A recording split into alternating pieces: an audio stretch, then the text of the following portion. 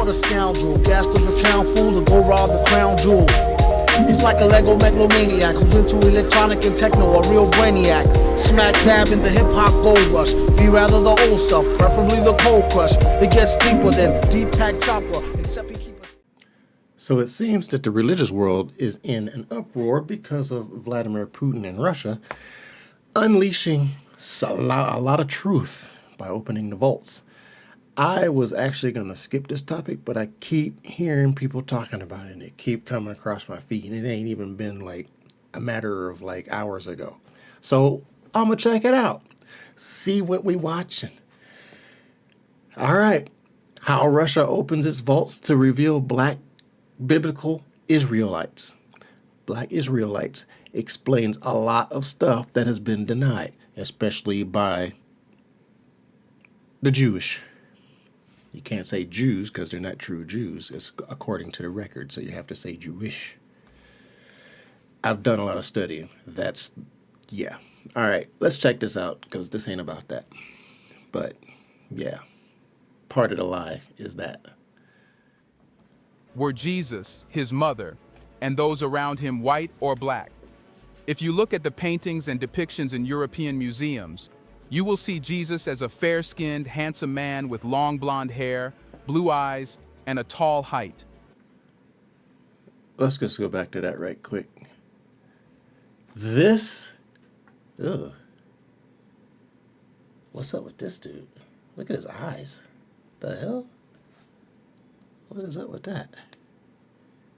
It looked like they tried to mix in a little bit of the Bible's description too. This over here, that dude over that way, you know who I'm trying to point at. I never did really like that picture. It was always something that didn't sit right with it. I saw something about the eyes of it was just like kind of creepy to me. It just never sat right. Even when I was a kid, before I even learned what the hell I was looking at, it was just kind of like, it make you look back, make sure his eyes ain't following you or something. Eyes and a tall height. That's the typical physical appearance of any European man in a bid to prove that Jesus was a white man from Europe. But interestingly, the Bible... Weren't Europeans relatively short compared to like Africans?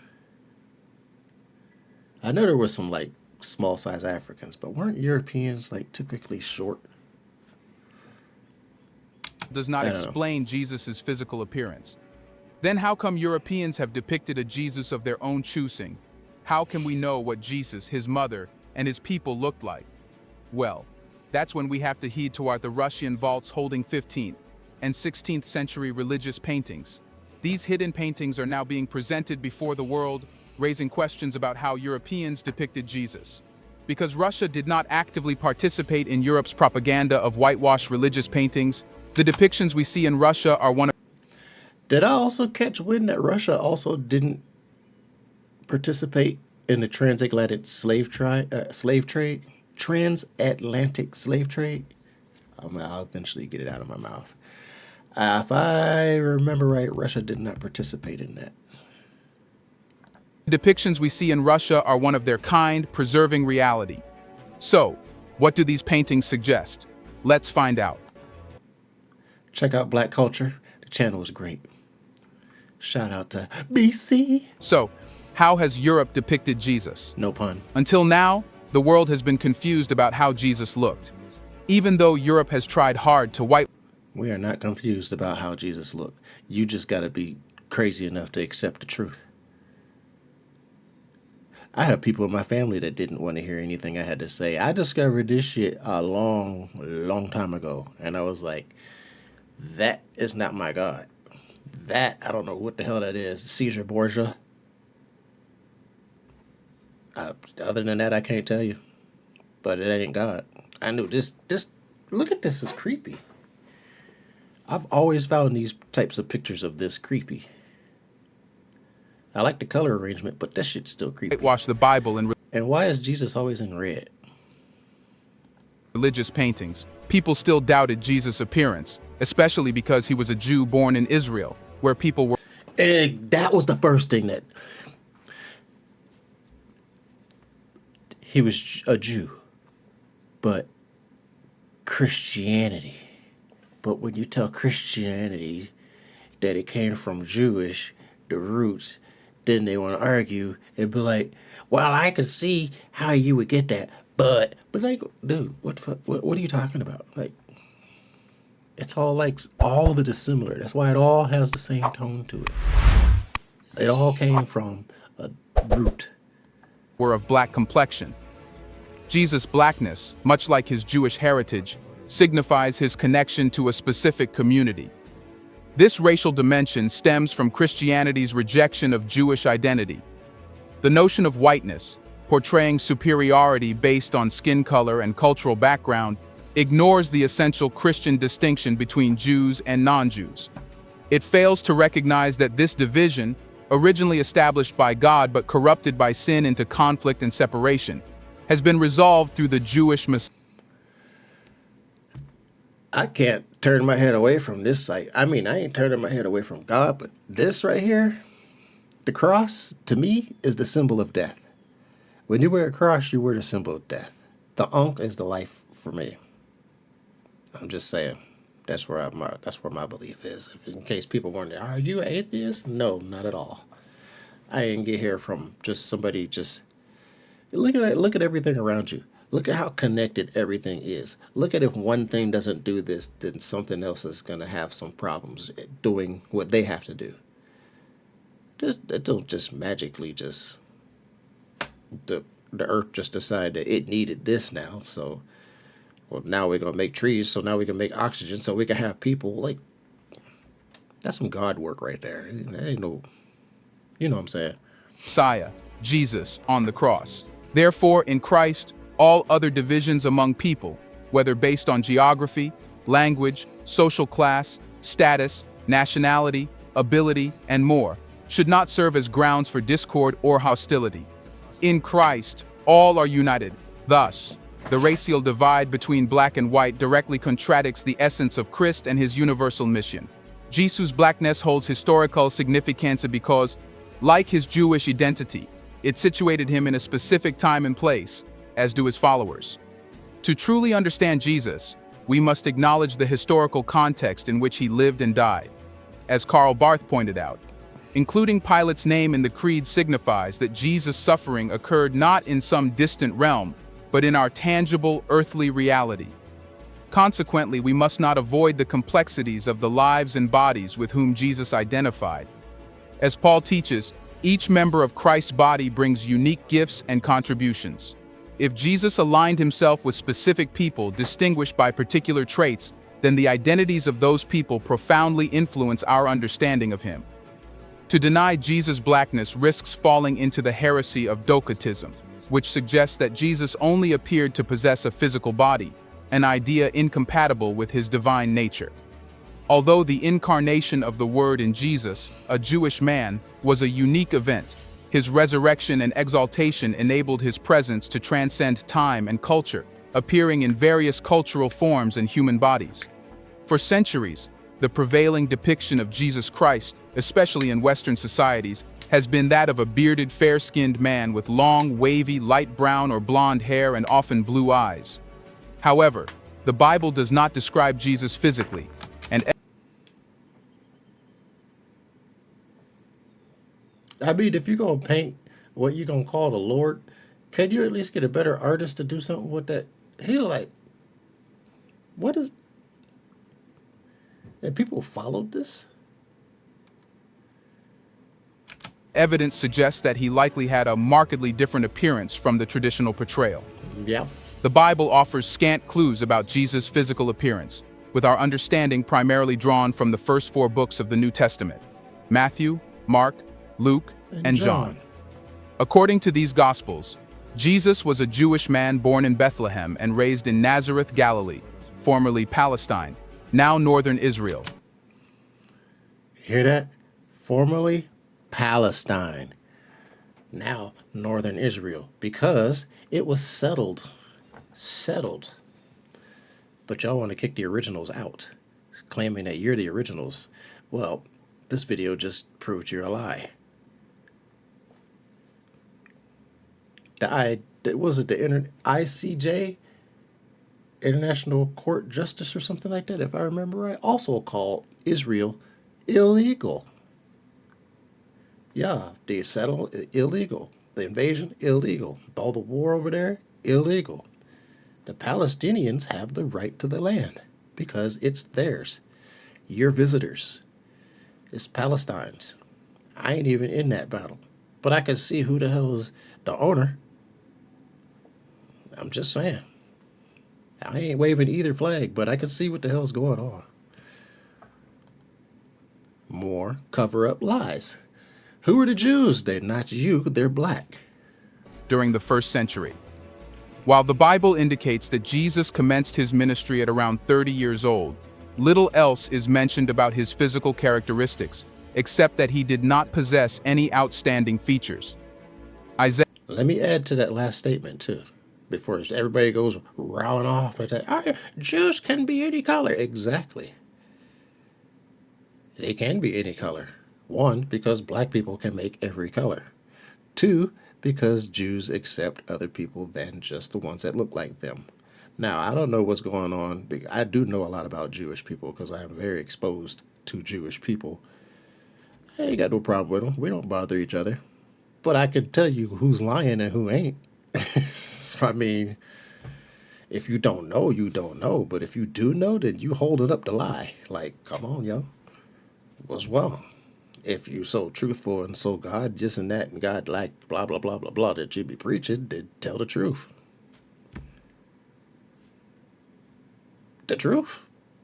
You know, and a lot of your people know. The truth. I see all these rabbis up here arguing the same point. You'll get some that'll even veer off a little bit and make you kind of like, oh, he's good. Nope, right back to the same point. No. We know what the hell's going on. You ain't going to be able to live the lie but so long because it ain't just me. It's millions of people out here that know what the hell's going on. Ain't nobody fooled by this stuff no more. This is why Vladimir Putin let this out, because people ain't fooled no more. People need to know the truth, and we need to get this ball rolling on correcting the stuff that's going on. Because if you look at the world is going to shit because the world is under the veil of a lie. And that's actually what made me leave the church. I don't go to church. It's a lie. I got tired of being lied to. I'll go be alone. And that's exactly what I did. I mean, not alone, but I'll leave you alone. I don't go to, nah. I was standing in church one day. No, I ain't even going to go into it. I was going to tell you about when I snapped out of this, and I looked around. I'm like, what the hell am I doing? These people are just, this is the same. It was just, I have to tell you, that's another video. Isaiah 53:2 says that the Messiah didn't have any striking beauty or impressive appearance that would catch people's attention. This suggests that Jesus probably didn't stand out physically.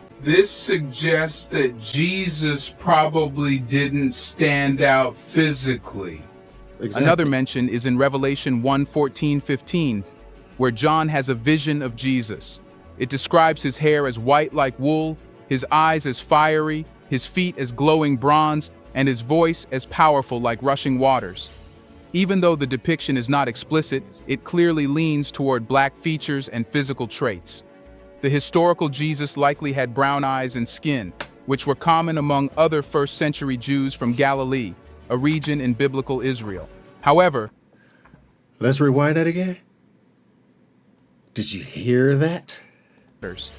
even though the depiction is not explicit, it clearly leans toward black features and physical traits. Okay. The historical Jesus likely had brown eyes and skin, which were common among other first-century Jews from Galilee, a region in biblical Israel. Jews were black. However, there's no definitive record of Jesus' appearance since no images of him from his lifetime have been found. Because they erased it. While the Old Testament describes King Saul and David as tall and handsome, there's little mention of Jesus' physical attributes. King Saul was tall and handsome, but we don't know what Jesus looked like. Really? That's what you did? in either the Old or New Testaments. Additionally, when Jesus was arrested in the Garden of Gethsemane before his crucifixion, Judas Iscariot had to point him out among the disciples to his soldiers, suggesting they looked similar. However, the Bible doesn't explain. You know why? Because all black folks look alike. Judas Iscariot had to point him out among the disciples to his soldiers, suggesting they looked similar. However, the Bible doesn't explain their resemblance or racial features. Contemplating these events raises questions about whether certain truths were deliberately left out of the Bible to hide realities, or if the gospel writers overlooked these details. In this period of reflection on society's history of racism and the quest for truth, the portrayal of Jesus as a white European man has come under renewed scrutiny. A key factor driving this scrutiny is a recent development from Russia. Russian President Vladimir Putin has attracted attention by moving one of Russia's holiest icons from a museum to a Moscow cathedral. This has allowed the world to see religious paintings that nobody saw before, completely changing how we think about Jesus, his mother, and... No, I've seen a lot of those before.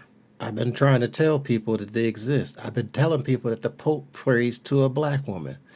You know, people just look at me like, yeah, all right, where'd you get this info at? I'm like, you do due diligence, you do research, you look around, you see things further than your nose. I was one of those Dewey Decimal Point kids. I could use the Dewey Decimal Point system back in the day to find anything I wanted in the library. I was a library geek.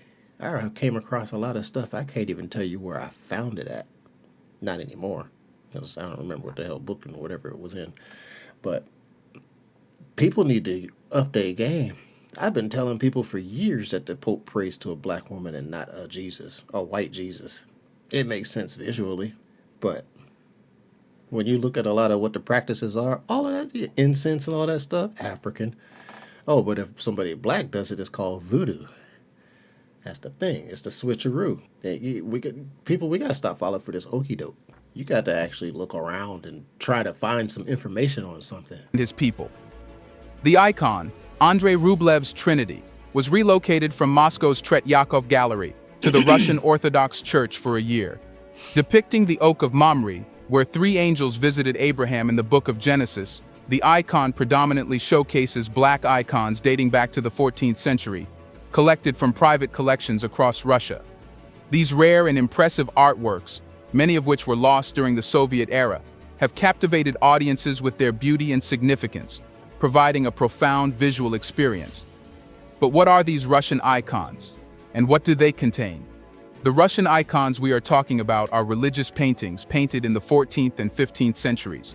The adoption and crafting of icons began in Kievan Rus after its conversion to Orthodox Christianity in 988 AD. Initially, these icons closely adhered to the patterns and models revered in Byzantine art, which originated from Constantinople. However, over time, the Russians expanded the diversity of icon types and styles far beyond those found elsewhere in the Orthodox world. Before the 17th century, Russia's religious art lacked the distinct, innovative touch seen in Western European traditions. However, by the 17th century, Russian icon painting underwent a significant transformation, heavily influenced by religious artworks and engravings from Protestant and Catholic Europe. Changes in liturgical practices initiated by Patriarch Nikon in the mid-17th century led to a schism within the Russian Orthodox Church. While traditionalists, known as the Old Ritualists or Old Believers, adhered to the stylized depiction of icons, the state church adapted its approach. Henceforth, icons were painted in the traditional stylized and non-realistic manner. Ew.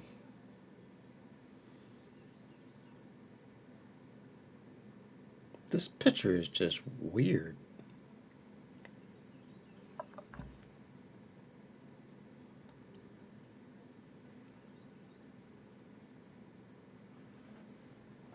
Is it just me, or is this just a really weird? Let me move on. And in a blend of Russian stylization and Western European realism, often resembling Catholic religious art of the era. There you go, right there. Although these types of icons are prevalent in Russian Orthodox churches, they can also be found in various rites of the Catholic Church. Russian icons, typically crafted from wood, vary in size, with some being small while others, found in churches and monasteries, are considerably larger. I went to a Catholic service, like a serious Catholic service one time. One time. That was a strange experience. Somebody who grew up mostly Christian, black church, the sit down south habits, get up, jumping, dancing, music, takes 9 hours for one service. The choir keep encouraging the band and the drummer keep egging stuff on and you hungry. That's the church I went to. I went to this Catholic church one time for a full sit down service. It was strange. I didn't know what the hell I was doing. It was strange. I felt like I was sitting in the middle of a seance or something. I'm like, dude came through with the incense ball. I'm like, okay. What are we doing here? Is something about to happen? Because this is weird. This is just strange. Like, I don't understand Catholic. Like, how is it that? And Christians do some stuff. They say some stuff, the wild stuff, and a lot of this, a lot of that. But Catholic, that was odd. I was kind of taken aback. I mean, anyway. Additionally, some Russian icons were made from copper. Many Russian households prominently display icons on walls in a designated corner known as the red or beautiful corner, symbolizing their devoutness. Really? In Russian terminology, icons are often described as written, reflecting the dual meaning of the word, pisat, in Russian, signifying both painting and writing. Icons are regarded as the gospel depicted in paint, and meticulous attention is given to ensure faithful and accurate representation. Some of the most revered icons, considered miraculous, are linked to specific towns, such as the Vladimir, Smolensk, Kazan, and Chenstohova images of the Virgin Mary, referred to as the Theotokos by Orthodox Christians. Andrei Rublev, a leading Russian icon painter, was canonized and officially recognized as a saint by the Moscow Patriarchate in 1988. His most renowned work is the Old Testament Trinity. Russians frequently commissioned icons for personal use, often incorporating figures of specific saints associated with themselves or their relatives. Icons were commonly adorned with metal covers fashioned from gilt or silvered metal, sometimes adorned with enamel or filigree work, or set with artificial, semi-precious, or precious stones and pearls. Pairs of icons featuring Jesus and Mary.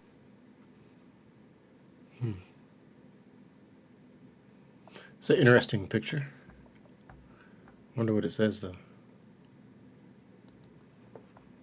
With artificial, semi-precious, or precious stones and pearls. I was trying to catch that picture. Pairs of icons featuring Jesus and Mary were popular wedding gifts for newlywed couples. However, people at that time didn't know they were creating history. These icons were to be preserved and stored in safe vaults to be revealed in recent years, changing how the world thinks Jesus, his mother, and his people looked. Icons depicting the Virgin Mary are more prevalent in Russian iconography and religious observance than those of any other figure.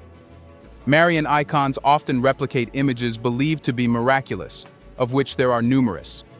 While most Marian icons depict her with the infant Jesus, some omit the child. However, all of them have one similarity.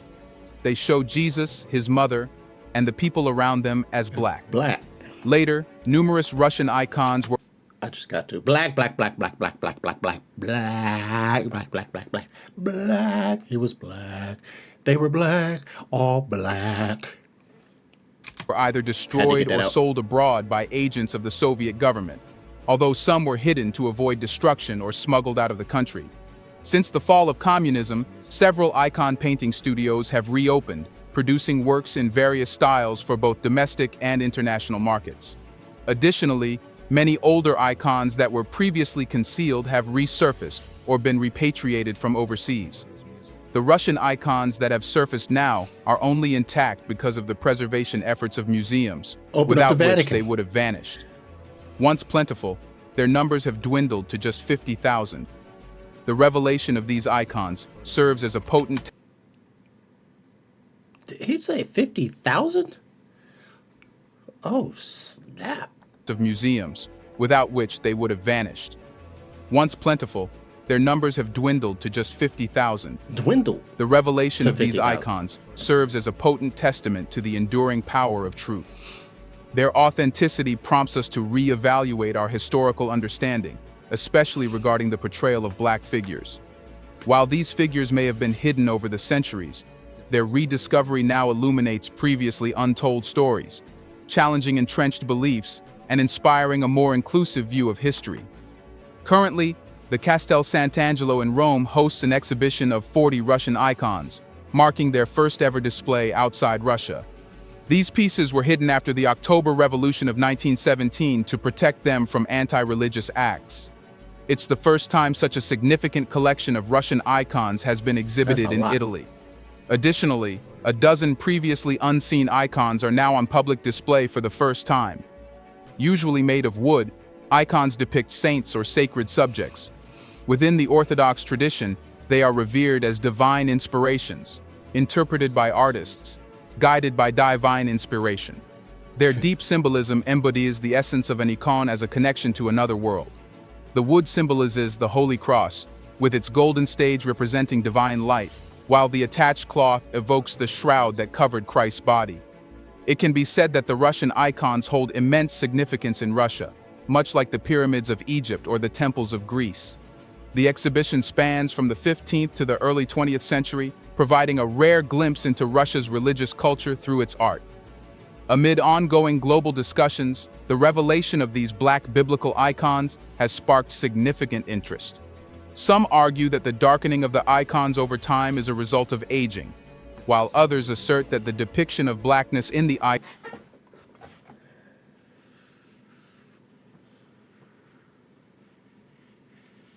Oh my God.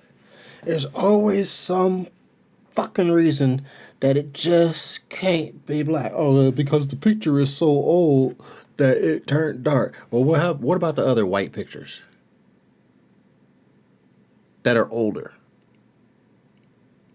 Get the fuck out of my face with that bullshit. It was because they were sitting for so long and it turned dark based on time. Shut up. Some argue that the darkening of the icons over time is a result of aging, while others assert that the depiction of blackness in the icons is not simply due to age, but rather an accurate representation of the skin tone of the depicted individuals. Like the pyramid walls. Various experts insist that the black. blackness in the icons faithfully mirrors the skin color of the individuals portrayed, as they were of African descent. They raise the question of why their clothing did not also change to black in these artworks, if age were the sole factor.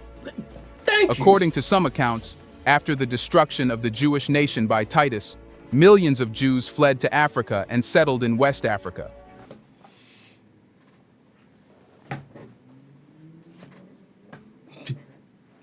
Picking this up? Y'all picking this up? Yeah, picking this up?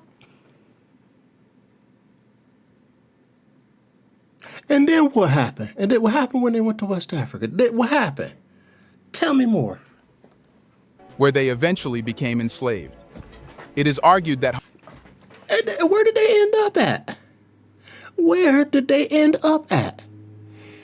See, the original Jews, not Jewish, Jews fled to West Africa, and then what happened after that? And then they became slaves. That sounds like forsaken people, doesn't it? You're running from something and something else catches you up and gives you a harder time than you probably would have had from whatever you was running from, because it probably would have outright killed you. But then you end up somewhere else. But just because you end up somewhere else doesn't make you different people. It just makes you a person in a different spot. Guess where they are? Everywhere. You thought I was going to say the United States. No, we're everywhere. If it's black, it's original. Sorry. So, I guess you're going to have to start taking some questions and answers, huh? Huh? Jewish? Huh? Nothing against you, but just stop lying. People tired of it. Like Cat Williams said, 2024. Lie no more. Hostility towards black people is not incidental, but rather stems from the disobedience of the Israelites to God's commandments, as described in the book of Deuteronomy. Yeah, that makes sense. The intermingling of the descendants dark. of Shem and Ham, both believed to be black-skinned, is seen as the root cause of this hostility, with Shem being punished for his disobedience. Another perspective suggests that black people were the original figures depicted in the Bible, but their portrayal was later altered to depict them as white in America. That is why I hate the King James Version. I do not like that book of lies. The only Bible I'm messing with is the Ethiopian. I ain't no King James. I ain't never been ruled by no king, so you ain't got shit to tell me. Just because somebody say, oh, he was a king. That's cool. I can be a king on Halloween. Don't nobody care. King James. Who is this dude? King James. I'm not even a LeBron James fan. I damn sure ain't no King James fan. However, it is believed that Russians have preserved the authentic depiction of history. But why does only Russia have religious paintings where Jesus and his people are depicted as black? Well, the answer lies in Russian history. The Mongol invasion and occupation of Russia, known as the Golden Horde, had significant effects on the region's connections with the Byzantine Empire and the wider Christian world. It did it? Look at it. India's got their thing going. Arabia. Wait, ain't Arabia something else now?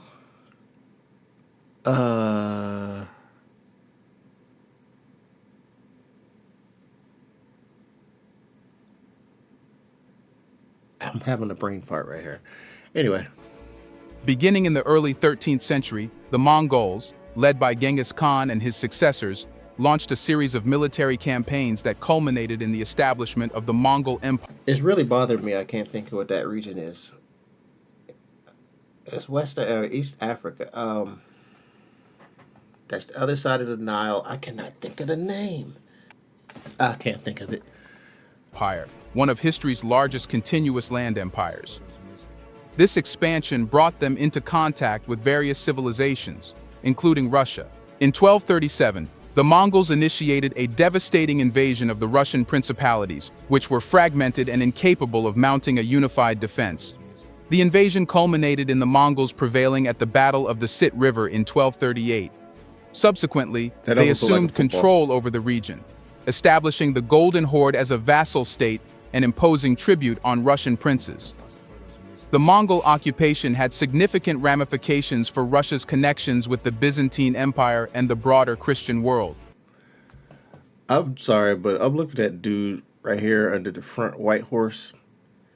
He is getting stomped. What did you have to do to end up in that position under that horse? That horse is going to stomp you. Damn, somebody stabbed that other horse in the neck. That's crazy. Before the invasion, Russia had close ties with Byzantium, particularly in religious matters, as the Eastern Slavic peoples had adopted Byzantine Christianity. The Russian Orthodox Church regarded Constantinople, the capital of the Byzantine Empire, as its spiritual hub. However, the Mongol invasion disrupted these ties.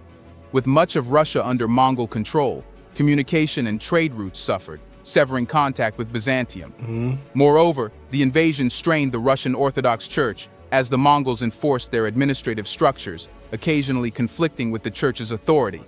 It's believed that before the invasion, both Russia and the Byzantine Empire had similar paintings. However, after the invasion, the whitewashing of religious paintings had started in Europe, except for Russia that was destined to stay under Mongols' rule for another 250 years.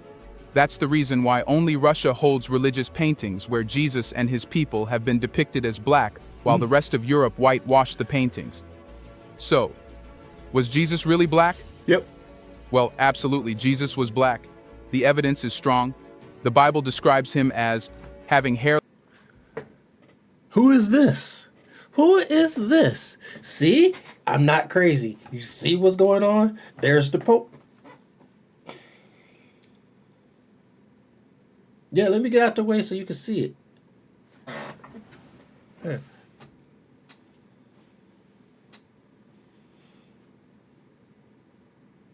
I'm telling you, I be trying to tell my folks this, but I be getting looked at like I be making stuff up. Got motherfuckers praying for me and shit like I'm crazy. I'm not crazy.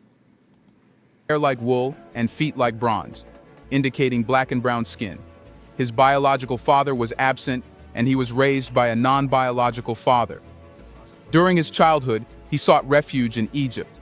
He performed miracles, such as turning water into wine. Unfortunately, he was betrayed by a friend, unfairly arrested, and ultimately executed by the government on false charges. Who's that sound like? Well, let me go into some stories. Because his teachings threatened the state. But how does this prove he was black? Well, whatever he faced feels like a shared experience for all black people around the world. Jesus unquestionably ranks among the most influential figures in history, and acknowledging his black identity is essential.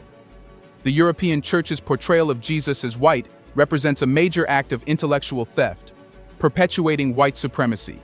Embracing Afrocentrism and decentering whiteness is crucial. It requires actively challenging white-centric ideas and adopting a black-centric perspective, which empowers black individuals. The theological importance of depicting Jesus as black is important. Firstly, white American Christians may find it challenging to grasp the true significance of Christ's crucifixion without recognizing the black experience in the United States. This experience extends beyond specific events like lynchings, slavery, Jim Crow laws, segregation, and mass incarceration. It includes 4 centuries of enduring second-class treatment, inhumane conditions, constant suspicion, condescension, and humiliation. Understanding this history is vital for fully comprehending the gospel's message, which centers on the scandal of a crucified Messiah. Ignoring or sidestepping this history obstructs a genuine understanding of the gospel's essence. Secondly, the presence of the black Christian community in America is significant. Despite their faith being the same as those who enslaved and oppressed them, black Americans predominantly identify as believers. The resilience, hope, and love exhibited by the black church embody Jesus' teachings, forming bonds that make black Americans more than just neighbors or fellow citizens, but often our brothers and sisters in Christ. Even Jesus' teachings themselves provide a rationale for understanding his blackness. In Matthew's Gospel, Jesus aligns himself with the marginalized and oppressed, stating that whatever is done to them is done to him. This principle forms the basis of Christian teachings about Jesus and the marginalized, emphasizing his solidarity with those who suffer. Furthermore, this understanding permits the portrayal of Jesus as black in art. Such depictions do not impose symbolism on black individuals or confine them to victimhood. Instead, they arise from within the community as an expression of shared emotions, reflecting both communal sorrow and hope. Presenting Jesus as black underscores the necessity of acknowledging the injustices inflicted on black individuals and rejects depictions that downplay this reality. Jesus as a Jew is depicted as black because recognizing his identity is inseparable from acknowledging and addressing the injustices faced by black people. Today, even if the whole of Europe has successfully illusioned itself that Jesus was white, reality cannot be altered. The religious paintings in Russia serve as powerful evidence that until now, Jesus, his mother, and his people were being portrayed wrongly. Hiding Jesus' complexion changed everything, making him only the savior of white people. This did not quite fit in the picture. However, if we now accept Jesus as black, everything starts to make sense, given that whatever black people endured was not much different than what Jesus had to suffer from. Isn't it true that Jesus, his mother, and his people were all black, not white? What do you think? Why did Europeans try showing Jesus a white man? For power. In the comment section right below, share your thoughts on Jesus' appearance and black Israelites. Do you want to watch more videos like this one? If yes, subscribe to our channel and press the bell icon next to it. We have decided. So yeah, there we have it. There's all the, you see it. Like, now it's time, if you don't believe it, do the research. I know I've done years of the research. I've gone head to head with pastors. The reason I don't really mess with the pastor that I used to when I went to his church is because he admitted that he knew all of this and he had to lie about it. So I'm like, you're willing to lie to people to keep it going for the basics of you having a job, pretty much. Your job is to lie to people partially about what you think should be should be hidden, or maintaining what's hidden. So it's part of why I was done with churches, and that's why I don't get down with pastors, because they know the truth. They go to theology class. I think that's what it's called. But no, yeah, Jesus is black, and I'm out.